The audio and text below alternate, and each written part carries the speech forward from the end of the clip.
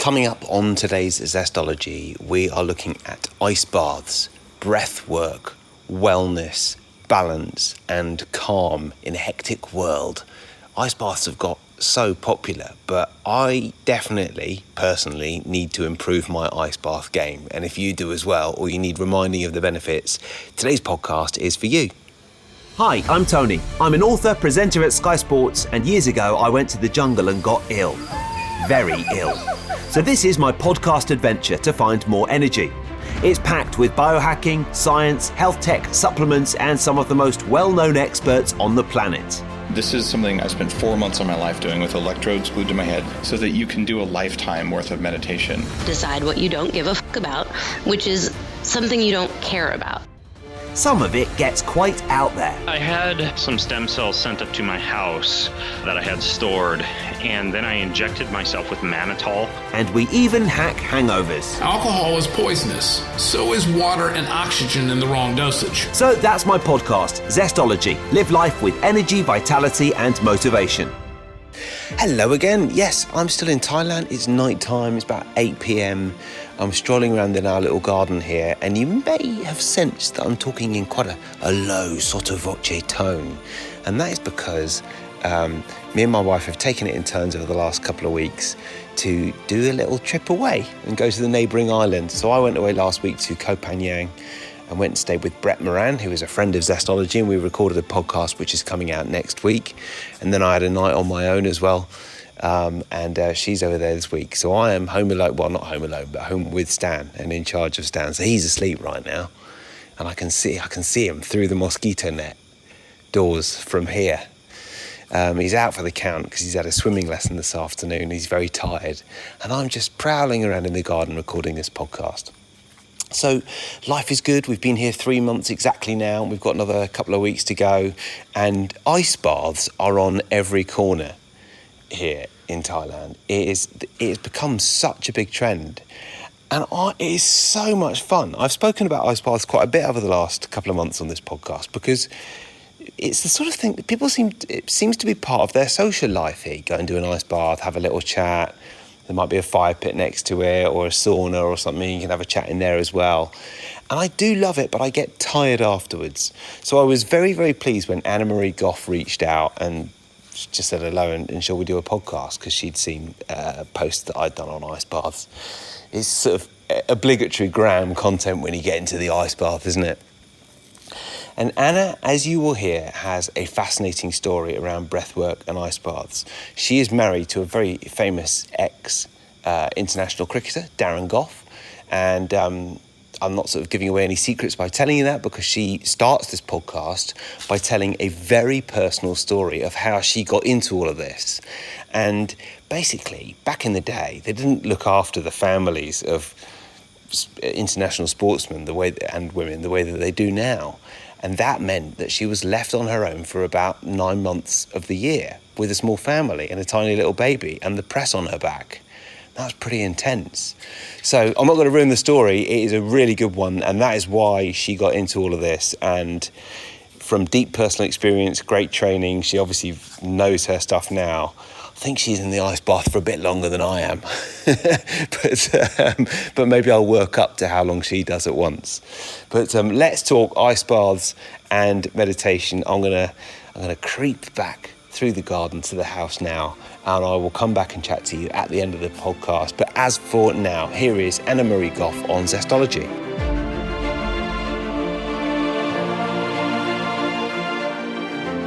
I think for me, look, it's been 27 years. I've been searching for 27 years. So my things, but my awareness into something wasn't right was 27 years ago. Really? Half my life ago. So it felt like something wasn't right. Yeah, so anxiety. So I had my first panic attack. My husband was away a lot. He was gone probably 9 months of the year. I had a small baby. There was a lot of media. Like 1 night away is hard with a small baby, let alone 9 months. But yeah, 9 months gone when I had my first child as well in Australia, which was pretty traumatic. Press coming into the hospital within 12 hours of giving birth. And then I think just sort of being on your own that much and also sort of things that were being highlighted for me that were sort of absent from my own upbringing, that I wasn't continuing to do myself. It's sort of, I thought, God, I never had this when I grew up.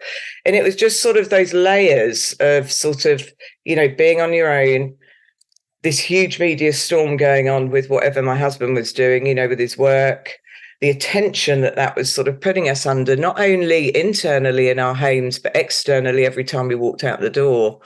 And I just thought, I can't cope with this, so I'm trying to keep up this perfect image, and be the perfect mother. And hence it started to manifest into very, very bad chronic anxiety. And then you add in the chronic anxiety that's already adding into your, nervous system in a very negative way. It's absolutely hammering your nervous system, anxiety. And then you start to then add in the self-loathing, the what's wrong with me? I've got a lovely home. Nobody's going to feel sorry for me. So it was a very long period of time up until about 4 years ago where I thought I've got to stop handing my power over, to counsellors who were all wonderful. Don't get me wrong, wonderful, wonderful, wonderful. They served a purpose, but doctors, medicine, very immersive retreats. We're not talking Champneys Tring here. We're talking very deep Hoffman process. I call that my beautiful spiritual disembowelment. It was a great experience, but blooming hard. And then I just thought, you know what? I know there's some serious resilience in here, and I've got to access it for myself. And not be relying on that phone call every week with a counsellor or taking a tablet to try and sort of help ease the anxiety. I know that I can sort of manage this better myself, because that's going to empower me. So when people say, how long have you been doing it? And I said, well, about 3 years. Seriously, it really has been a 27-year, vast experience of trying various different things. And probably a bit like with you, Tony, you've got so much knowledge, because us, especially our type A's, we like to learn. We like to sort of arm ourselves with lots of information. And I think that's what makes me do my job quite well, is because it isn't just about sitting people on a chair or laying them down and getting them to breathe. It's about empathy. It's about understanding, and it's about holding the space and making people feel safe, because I've been there. Yeah. I've been there.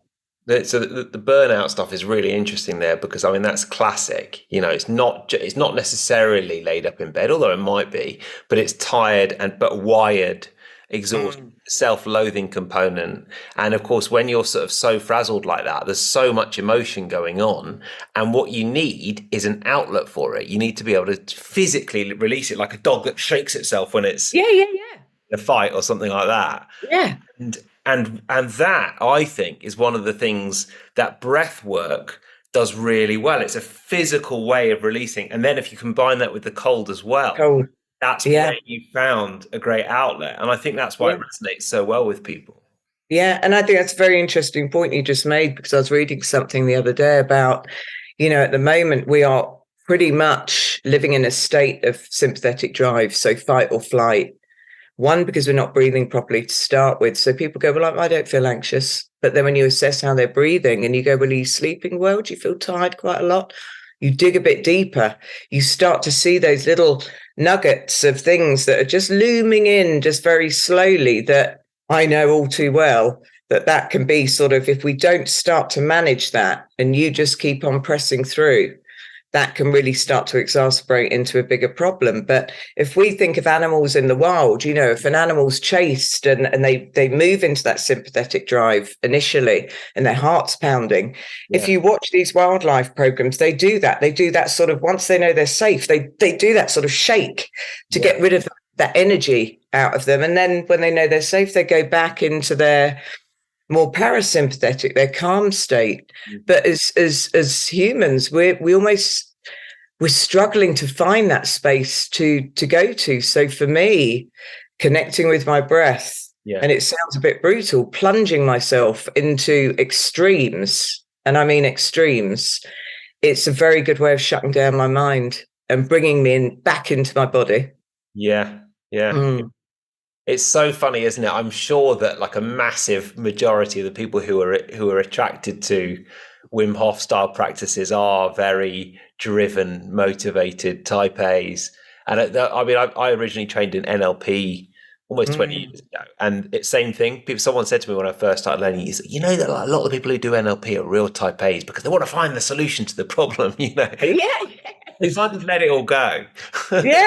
Yeah, and that's it. But do you know what? I'll always be curious. Yeah. My husband always says, you're always reading, you're always, note taking. And I mean, the books, the reams of books. I mean, I've got, library of books. When he said, what's your favorite book? I thought, oh my goodness, where do I begin? Yeah. But I think the more we can educate ourselves, and this is what I try and add as part of my work, is to empower people so that they don't leave here thinking, oh, well, that was nice. Yeah, I feel a bit better.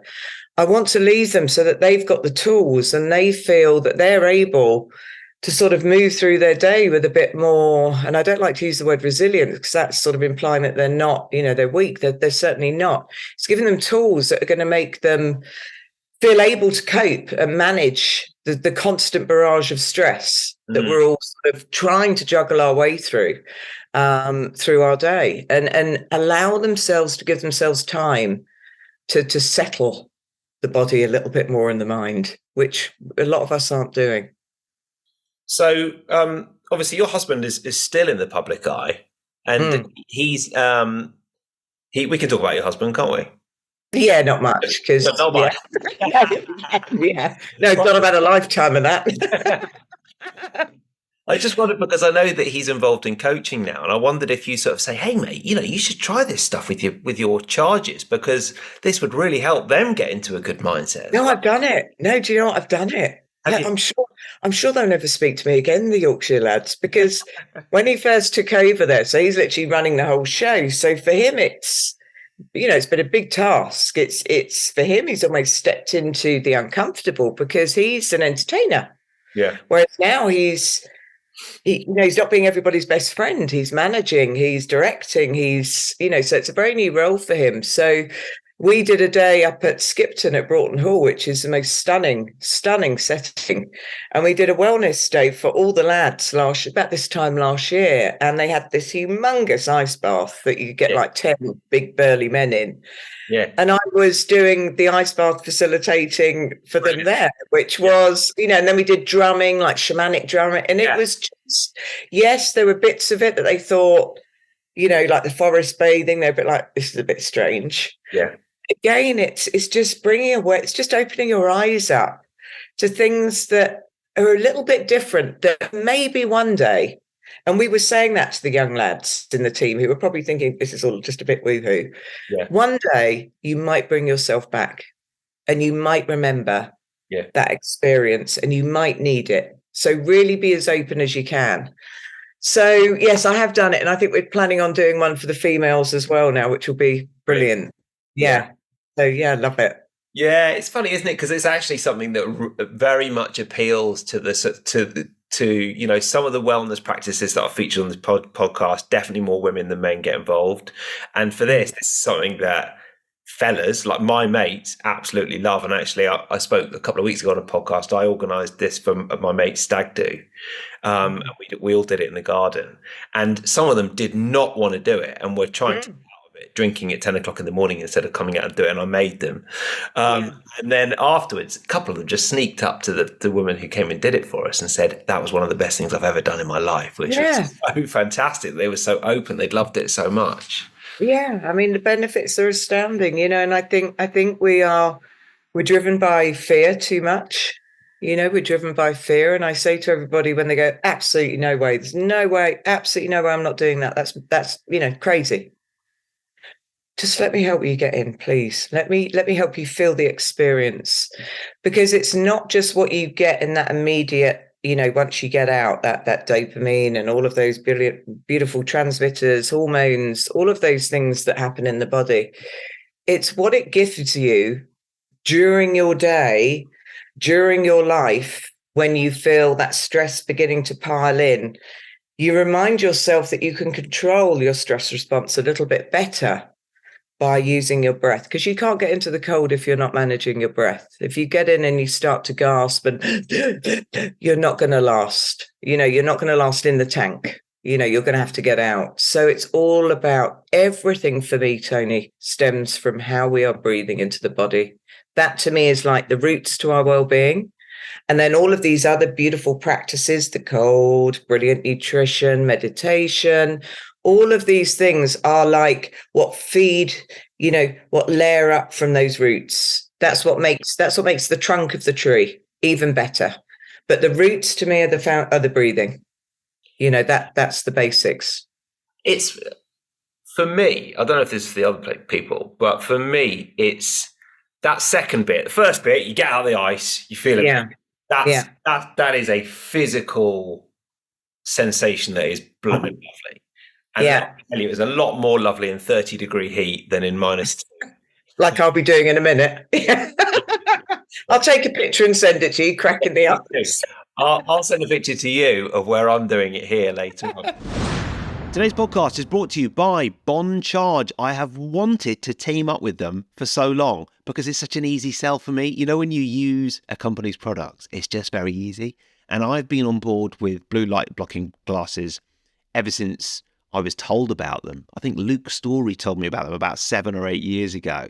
And Bond Charge make beautiful blue light blocking glasses for nighttime. If you go to bondcharge.com/Tony, then you can see their nighttime glasses, their daytime glasses, their computer glasses, their sunglasses, and then they've got a load of cool other stuff as well. Red light therapy, blue light blocking, lighting, blackout sleep masks, EMF and radiation blocking as well, all in the name of better sleep and better health. What I think they've done is they've just sort of taken all these concepts of good health and they've said, we're going to do this properly. If you go to their site, you just know they do it properly. They ship worldwide. They ship to the US and the UK. You can use the code TONY20 for 20% off absolutely everything. And check out the company because it's a really cool company. They're on a mission to optimize people's sleep, well-being, and recovery. But what they want to do is they use products that are science-based and rigorously tested. So go to bondcharge.com/Tony, see a big cheesy picture of me on there, and you'll also see the discount code 20% off using the code TONY20. And I do think the glasses are a bit redder than other glasses, which is brilliant. So the last hour before bed, I think it's really good to just block out all the light. I love them. Tony20, bondcharge.com/Tony. Now back to the show. The second bit that you were talking about, that for me, that's more unconscious than conscious. It's not me saying to myself, oh, I know that I can do that ice bath, therefore I'm anxious here. It just sort of happens in the background. Yeah, it is. And I give people a little sort of gentle sort of chat about that when they leave, so that they're just so there's that awareness. So that there is that awareness. So no, it's not where they're going, oh, right, I'm going to just move through my life and keep taking myself back. It's just when you feel that trigger. I had a short little film done of my work. It's like 3 minutes long. And I say at the end, when you feel those triggers coming, bring yourself back. Bring yourself back to that moment. And sometimes I have people who are so full of fear when they're doing it. They're terrified. So that's really the facilitator's job. Is one to sort of find that balance between I'm going to make sure you get in. I am not, because I would have had a lot of people go, no, I'm not doing it. And you have to be very gently firm because that's the person who's going to benefit probably the most. But that's also going to be the person that if you let step away and not do it, who is going to get that beating stick out and start telling themselves how useless they are, how weak they are, how disappointed they are in themselves. So it's a fine line between not being too bossy, but being firm enough and feeling confident enough that you can hold the space for them when they get in, because everybody reacts differently. Everybody. And then you're going to help me do a little bit longer in the ice tank. Firstly, I'm not sure that I'm doing it right because I find it easiest when I'm totally distracted and basically talking shit to my friends while I'm in the ice. No. Then if I'm sort of focused on, I don't know, taking the mickey out of a friend of mine, then I'm not thinking about the ice. But that's not the right way to do it, is it? No, because you want to, you want to embrace the. I know it sounds awful, doesn't it? Really saying you want to embrace feeling the uncomfortable, but you do, because that's what this is all about. This is about us feeling the uncomfortable and feeling how we can come out the other side of that uncomfortable with that amazing feeling at the end of it. We are constantly living a life of distraction. And this is what we're trying to escape by bringing in these practices. And especially for people like you and I, when I go down there this morning, I am just looking up at the trees, looking up at the sky. There's nothing on. I'm guessing sort of timings now because I've done it so much. And I will literally just breathe, and I would just look up at the sky and just feel into my body, into every sensation, and just take in the nature. Wow. And that is it. And I encourage people as well, especially when I do large groups. I say to people, when you get in the tank, it's your individual practice. It's not the person next to you. Don't worry if they're freaking out. That's my job, to look after them. This is your individual practice, and you have to suck up every single thing that you're feeling for yourself. Don't worry about them, because that's my job. So I would say that I think that you would benefit a lot more by trying to sort of, as long as you've got somebody there, just making sure that you're safe. Yeah. You've got to put that, and don't be plunging into ice initially on your own at all, anybody. And just because it really does, you get much more of that coming inward, that we're all talking about. We need to become more present in our bodies. And you'll find that this will slow down, and you'll remember that experience a lot more because you weren't distracted and chatting. So I'm sort of a bit of a stickler for please don't chat until just before you're getting out, because I want you to feel everything that you're experiencing in those few moments.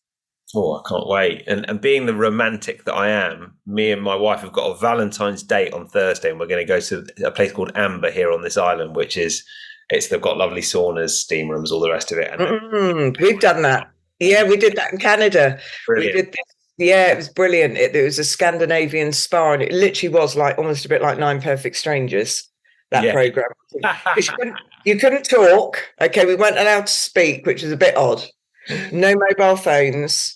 And so you're just all walking around in silence, sitting in a sauna, just sort of silently nodding at people. Wow. And then plunging into ice sauna, cold sauna, different sauna. It was incredible. Incredible. When you get back in the sauna, it feels so nice, lovely. So it's really easy in the sauna afterwards as well. So yeah.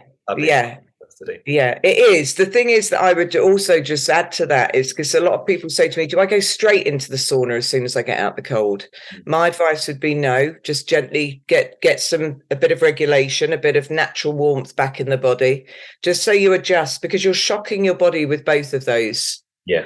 So, I'm always about just spend just a couple of minutes before you move from one to the other, because otherwise you're just constantly, just shocking your adrenals and everything. Give yourself some time to sort of regulate just for a couple of minutes and then move into the next one, and vice versa. That is very good advice, and the exact opposite of what I did last time I went. So thank you for that. Now, Anna, what is one book you would recommend and one tip for living with more energy and vitality? Okay, so the book that I adore, that I think everybody should have, is The Body Keeps the Score. Oh, is that Louise Hay? No, it's not Louise Hay. So we're being caught on the cuff here. Yeah. But The Body Keeps the Score. I think there's only one book called that. It's such a big book. People can find it. No, I'm just Googling it because I certainly do know. Oh, that's right. It's the guy. The Score: Brain, Mind, and Body in the Healing of Trauma. Bessel van der Kolk. Yeah, that's it. That's why I couldn't remember the name. The author. And the reason I said Louise Hay is because her work is actually quite similar in terms of holding trauma in the body. But why has that book had such an impact on you? I think because it's highlighted how our body will talk to us. If we're allowing our mind to just keep on driving, we're living in our minds 90% of the time, in our bodies 10%. It should be the other way around.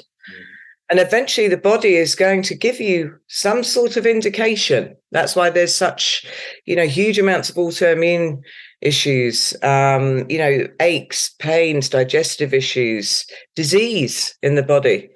It will speak back to you a lot of the time if you're not giving it the attention or listening. I call it internal listening. So that's a really good book for people to understand and look out for those signs that we've been talking about before you get to that burnout. Because I've been there, not once, not twice, but 3 times. It is horrendous because it takes a very long time to recover, from that.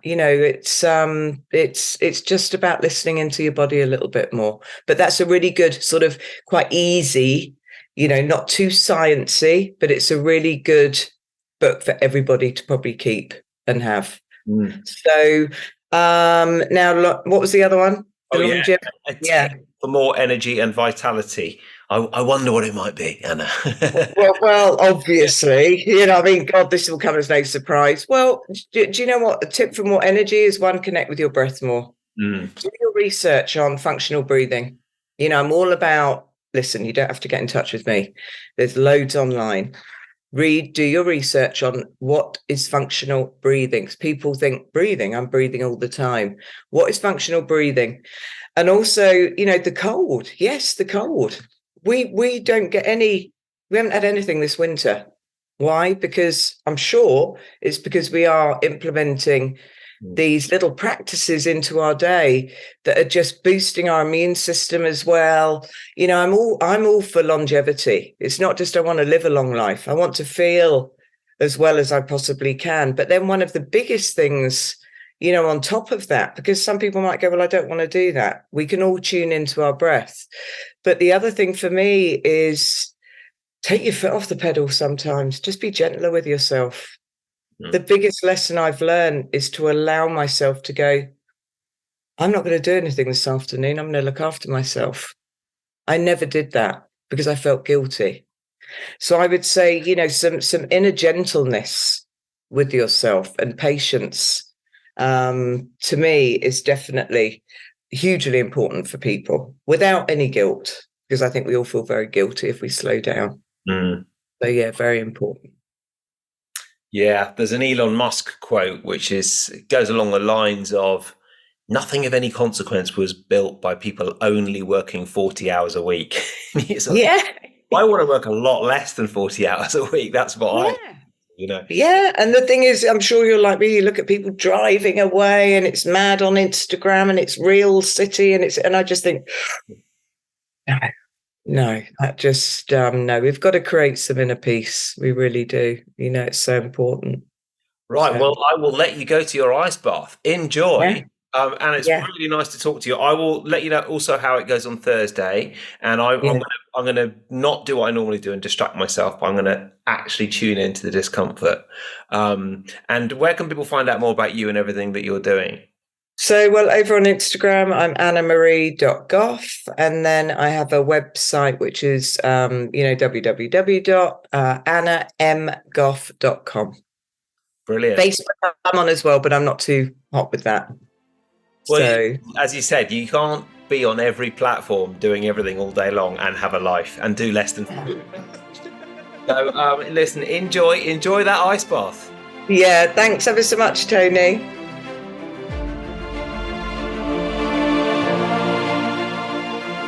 That is it. Thank you to Anna. Thank you for listening to Zestology as well. And a quick reminder, my podcast partners today are Bon Charge. And as I said, I'm strolling around in the garden here. My son is asleep and the house here is so well built because you've got glass doors on every bedroom and then you've got mosquito net doors as well. So I've got the glass doors just slightly ajar and the mosquito net doors closed. And as I walk around, I can see in there and there's an orange glow in there. Because he's still very young and he does like a light on at night, a little light. So it's dim, we've got it on the lowest setting, but we've got one of the Bon Charge lights on in there. It's totally red, it's not going to disrupt his sleep or disrupt his melatonin levels in the middle of the night. And there's a lovely reddy, sort of orangey red glow in his room. And that comes from the wonderful Boncharge, who deliver worldwide, and you can get 20% off with the code Tony20. Now, they do loads of stuff, and we're back in the next couple of weeks back in the UK, and I am seriously considering investing in some of their more advanced biohacky gear, which I did get a delivery to Thailand. I was very impressed with how it arrived. It's brilliant. And as you probably know, if you've heard a previous podcast, I've got the lights, I've got the torches now, and got the glasses here as well, which I probably put on in the next 10 minutes or so, I think. But they have the advanced bio. It's a sort of site for biohackers, really, and they do deliver worldwide. Their prices are good, but I would say more than the price is the quality. It's not the cheapest, but it is definitely much better quality and much nicer design. These lights, I mean, the one that I was just describing to you, looks super cool, and it's USB as well. So we've not had USB red lights before, but you can carry it around at night, and we do. It's great. The only annoying thing is when sometimes you've been red lighting it up for an hour before bed, and then you forget and you put a bathroom light on. It's like being under the bright lights of Portsmouth docks, and you've ruined it all. But most of the time I'm pretty good with that. So that is boncharge.com, Portsmouth docks, for anyone. I'm not even going to try and explain it, it's not in the UK. But please do check out boncharge.com. They are my podcast partners this month. I'm so grateful to partner with them. As you know, my podcast partners help keep the lights on at Zestology and just pay for sort of the hosting and some of the marketing and the editing, and it is quite an intensive process. And so I've been very lucky to have done this podcast for long enough now that I've got to a stage where every once in a while companies approach me and ask to work with me, and if I like the company, then I do. And that has been the wonderful thing about Boncharge. And actually, me and Andy, the founder of Boncharge, have been exchanging emails this week. As I talked to you, he and his wife have just gone to Bali, and we've been. I'm hopefully getting an introduction to Matthew Walker, the sleep expert, who's been on this podcast with him. So yeah, check out boncharge.com. Use the code Tony20. Oh, actually, if you go to boncharge.com/Tony, it's all there. All the details are there. boncharge.com/Tony. Okay, well, do you know what? As I said, we've been here 3 months, and it has got progressively hotter here. And I have felt this week, every time I go outside, I sweat, which isn't necessarily a bad thing. I had a chat with my practitioner yesterday, and I've had some test results back. I did some tests a few months ago, and my mycotoxin tests were very high. And she suspects that might be because of black mold somewhere in my house in the UK, which is a fairly depressing thought, really. But she said, look, the one great thing is you're in Thailand, you've been feeling great for the last few months, and that's because you've been sweating it all out here. So I've got some work to do when we get back to the UK, trying to figure out what's going on there. But in the meantime, I have been feeling great. And you do sweat a lot. I mean, I go through about 3 T-shirts a day here. And it's a lovely, lovely temperature. And today I was indoors, and they had a little temperature dial. They had the air conditioning on. And it was in a coffee shop. And I think it was 30.5 degrees with the air conditioning on. It felt lovely and cool, which gives you an idea of what it's like now. And what we've got here is we've got the bedrooms have got aircon, and we do use the aircon at night, but the rest of the time we don't use it at all. It's lovely open plan, and we have the fans on, and I've just switched the fans off to record this podcast so you could hear the nature. But it's a very civilized way to live, I've got to tell you. And yeah, people do occasionally say to us, why are you going home again in a couple of weeks? But we are. For the love of Zestology, that's why I'm going home. But it has been an all-time great life experience doing this, and who knows, maybe we'll come back again. So there'll be plenty more in my next personal update, which will come in the middle of April. Next week is a podcast recorded here with Brett Moran. It was so much fun. We took our mopeds up quite a steep track to this incredible cafe. We're overlooking the bay, and we're recording this podcast, and you can hear all the sounds of nature, but also I hope you can hear how relaxed we are, because on that trip, really what we did was just hang out, have fun, go for long walks in the morning, and feel very relaxed about life. So that's coming next week on Zestology. For now, thanks for listening and see you next time.